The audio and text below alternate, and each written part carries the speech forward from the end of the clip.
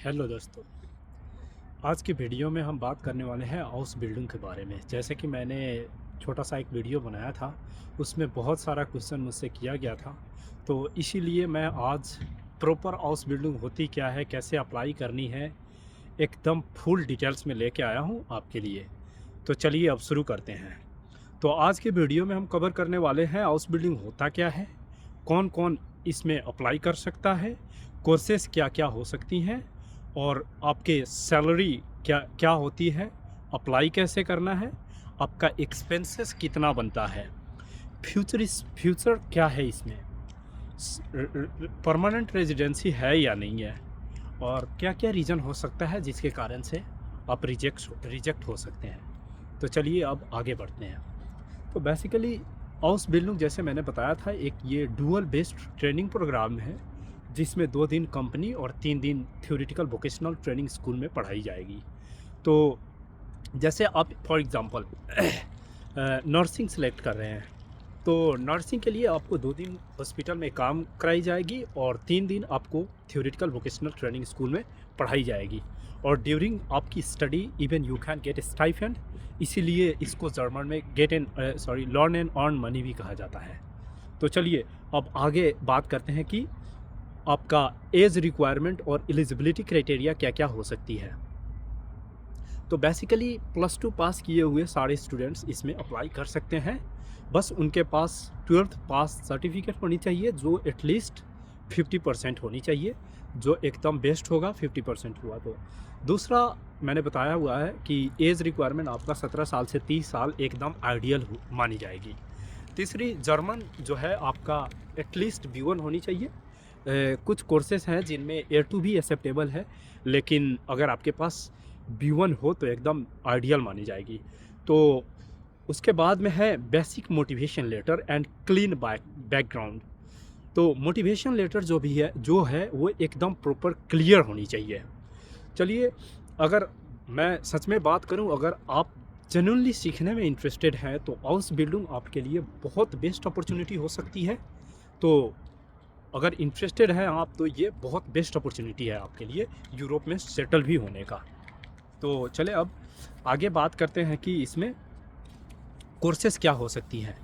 Courses इसमें बहुत सारा है, जैसे मैंने बताया कि 350 एवब कोर्सेस हैं, लेकिन एकदम हाई डिमांडेबल एंड फ्यूचरिस्टिक जो भी हैं वो एक छोटा सा मैं नोट डाउन करके लेके आया हूँ। जो फर्स्ट नर्सिंग है, हॉस्पिटैलिटी एंड होटल मैनेजमेंट है, रिटेल सेल्स है, रेस्टोरेंट स्पेशलिस्ट है, आईटी स्पेशलिस्ट है, इलेक्ट्रीशियन है, उसके बाद में चाइल्ड केयर जिसे जर्मन में किंडरगार्टन असिस्टेंट भी कहा जाता है। तो ये आपका कोर्सेस हो गए जो बहुत ज़्यादा हाई डिमांडेबल है। चले अब आगे बढ़ते हैं कैसे अप्लाई करना है, बिल्कुल स्टेप बाय स्टेप। तो फर्स्ट ऑफ ऑल आपका लैंग्वेज B1 होना एकदम लाजमी है। B1 के बाद आप अप्लाई कर सकते हैं। और आपका CV जो है एकदम जर्मन फॉर्मेट में होनी चाहिए, एकदम क्लीन होनी चाहिए, अपने आप को एकदम बेटर तरीक़ा से प्रेजेंट कीजिए। दूसरा हो गया मोटिवेशन लेटर। मोटिवेशन लेटर भी जर्मन में होनी चाहिए। और मोटिवेशन लेटर कहने का मतलब ही मोटिवेशन होता है।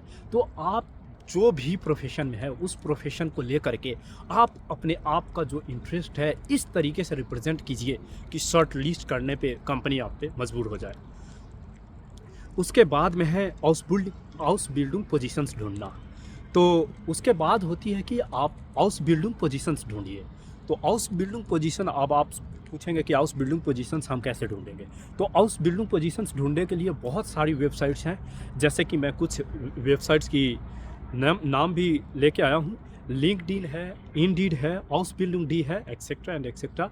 बहुत सारी ऐसी वेबसाइट्स हैं। उसके बाद आप डायरेक्ट कंपनी को भी अप्लाई कर सकते हैं। डायरेक्ट कंपनी जो अपने वेबसाइट्स पे दिए होते हैं वहाँ से आप लिंक पे क्लिक करके भी अप्लाई कर सकते हैं। जैसे आप शॉर्ट लिस्टेड हो जाते हैं, आपको एक ऑनलाइन इंटरव्यू होगा, और ऑनलाइन इंटरव्यू के बाद में जैसे ही आपका सिलेक्शन हो जाती है तो कंपनी आपको एक कॉन्ट्रैक्ट लेटर भेजेगी। और जैसे आपके पास कॉन्ट्रैक्ट लेटर आ जाती है, आप वो कॉन्ट्रैक्ट लेटर लेकर के अपना वीज़ा अप्लाई कर लेंगे। आप अपना वीज़ा अप्लाई करेंगे और आपके वीज़ा आते ही आप यूरोप में आके अपना ट्रेनिंग स्टार्ट कर सकते हैं और पैसे भी कमा सकते हैं। प्रोसेस थोड़ा सा लंबा है लेकिन एकदम स्ट्रेट फॉरवर्ड है। इससे घबराइए नहीं और आगे बढ़िए, मेहनत कीजिए, इंशाल्लाह आपकी मेहनत ज़ाया नहीं होगी। तो अब आगे बात करते हैं कि सैलरी क्या होगी। तो सैलरी बेसिकली ये डिपेंड करता है आपका प्रोफेशन और आपका कंपनी के ऊपर। फिर भी एक राउंड फिगर में हम बात कर लेते हैं कि आपका सैलरी कितना हो सकती है। तो फर्स्ट ईयर में आपका अराउंड 800 टू 1000 यूरो हो सकती है। सेकेंड ईयर में 9000 टू 1200 यूरो हो सकती है। थर्ड ईयर में आपका 1000 टू 1500 यूरो हो सकती है। तो ये है एक अप्रोक्स अमाउंट जो आपकी सैलरी ड्यूरिंग आपकी ट्रेनिंग एंड स्टडी के मिलेगी। तो उसके बाद अब हम बात कर लेते हैं कि आपकी एक्सपेंसेस क्या बनेगी। तो अगर मैं सच कहूँ तो आउसबिल्डिंग बिल्कुल फ्री है। जो भी उसका एक्सपेंसेस होगा वो जहाँ आप ट्रेनिंग करेंगे वो कंपनी और गवर्नमेंट उसको बियर करेगी। तो आपका हाउस बिल्डिंग के लिए एकदम ज़ीरो एक्सपेंस है। तो चले आगे बात करते हैं कि आपके लिए एक्चुअल एक्सपेंसेस क्या हो सकती है। तो फर्स्ट ऑफ ऑल होगा वीज़ा फ़ी, दूसरा होगा ट्रैवल टिकट, उसके बाद में इंश्योरेंस। यूरोप में आपको before travel in Europe you should have travel insurance, तो वो हो गया। और लास्ट होगा आपका अकोमोडेशन एक्सपेंसेस। तो अब आप यहाँ आएंगे तो आपके लिए अकोमोडेशन चाहिए होगा और जो अकोमोडेशन की एक्सपेंसेस होगी वो आपको पे करनी पड़ेगी। तो चलिए अब बात करते हैं फ्यूचर स्कोप के बारे में, जॉब अपॉर्चुनिटीज़ क्या हैं और उसके जॉब के बाद में आपका क्या क्या बेनिफिट्स मिल सकती हैं। तो बेसिकली हाउस बिल्डिंग पूरा होते ही 90% कंपनी जो है आपको जॉब ऑफर करती है। ये बेसिक है कि वो आपको 2-3 साल ट्रेन किया है तो वैसे तो आपको जाने नहीं देगा, तो 90% कंपनी आपको जॉब ऑफर कर देती है। उसके बाद में जब आपके पास जॉब हो जाती है तो आपको क्या क्या मिल सकता है, क्या क्या प्रॉफिट है। तो आपके पास एक होगा European union blue card, permanent residence permit भी मिलेगी कुछ दिन बाद। उसके बाद मिलेगी आपकी फैमिली वीज़ा।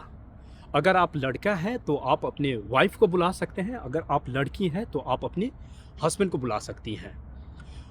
और उसके बाद है एक हाई पेड जॉब।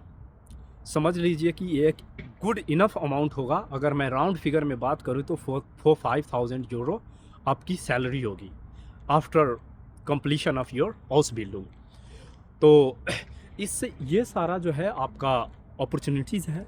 और मैं कहता हूँ कि जैसे आप अपना हाउस बिल्डिंग पूरा करते हैं एक बेटर स्टेबल फ्यूचर आप अपना यूरोप में एंजॉय कर सकते हैं। तो चलिए अब बात कर लेते हैं कि क्या क्या रीज़न हो सकता है जिससे आप रिजेक्ट हो सकते हैं। तो basically there are few reasons so your application can be rejected. तो मैं वो थोड़ा सा नोट डाउन किया हूँ, जो है कि आपका सीवी जो है वीक होना। आपका सीवी जो है वो वीक होने का मतलब आप रिजेक्ट हो जाएंगे। सीवी को एकदम स्ट्रांग होनी चाहिए। सीवी जो है उसमें आप अपने आप को बिल्कुल बेटर तरीक़ा से रिप्रेजेंट करें। अगर आप अपने आप को प्रेजेंट नहीं कर पाइएगा तो कंपनी आपको कैसे सिलेक्ट करेगी। दूसरी, जर्मन लैंग्वेज आपके पास B1 तो है, लेकिन आप जो है अपने आप में वो कॉन्फिडेंस बिल्डअप नहीं कर पाए हैं, आप में वो लेवल की कॉन्फिडेंस ही नहीं है, तो इसके कारण से भी आप रिजेक्ट हो सकते हैं। तीसरी, कॉपी पेस्ट मोटिवेशन लेटर। ये गलती आपको बिल्कुल नहीं करना है। आप किसी और की मोटिवेशन लेटर कॉपी नहीं करेंगे। आप अपना मोटिवेशन लेटर जो है वो बिल्कुल आप अपने तरीके से, आपके अपने प्रोफेशन से रिलेटेड जो है उस तरीके से आप अपना एक जर्मन मोटिवेशन लेटर लिखेंगे। तो ये होगी आपकी तीसरी रीज़न। चौथी, इंटरव्यू में कॉन्फिडेंस का ना होना। इंटरव्यू में आपके पास अगर कॉन्फिडेंस नहीं है तो उसके कारण से भी आप रिजेक्ट हो सकते हैं।